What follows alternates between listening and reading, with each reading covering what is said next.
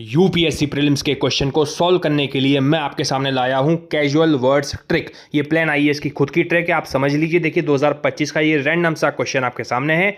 इसमें देखिए जो पहला स्टेटमेंट है उसमें एक शब्द है, कैजुअल शब्द है, बट नॉट टू। आप देख रहे हैं ये लीगल लैंग्वेज नहीं है। यूपीएससी क्या करता है, कॉन्स्टिट्यूशन से स्टेटमेंट उठाता है, लेकिन कॉन्स्टिट्यूशन में ऐसे जो कैजुअल वर्ड्स हैं वो होते ही नहीं है। तो अगर वो हैं इसका मतलब है कि उस जो स्टेटमेंट है वो गलत है। अब देखिए बट नॉट टू लिखा है, गलत स्टेटमेंट है, मान लीजिए। सेकंड पर आइए, एंड ओनली।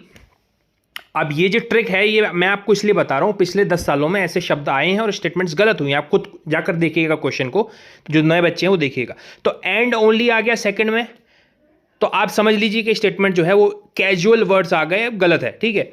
अब देखिए फोर्थ स्टेटमेंट देखिए, लोकपाल कैन नॉट इंक्वायर, फिर आ गया यहां पर कैजुअल वर्ड।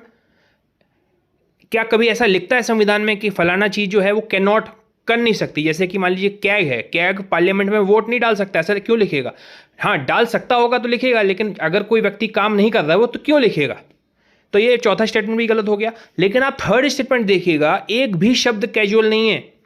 और जाहिर सी बात है, देखिए एंड में भी लिखा है एज द केस में भी। ये एक टिपिकल लीगल लैंग्वेज है 1940s की, जब बी.आर. अम्बेडकर साहब ने ड्राफ्टिंग कमेटी ने जो बनाया था कॉन्स्टिट्यूशन, उसमें ऐसे टर्म्स आते थे एज द केस में भी। क्यों? क्योंकि उस समय यही लैंग्वेज थी, धीमे धीमे ना उस समय कठिन थी। तो थर्ड स्टेटमेंट आपका बिल्कुल सही है, आप इसका ये लगा सकते हैं।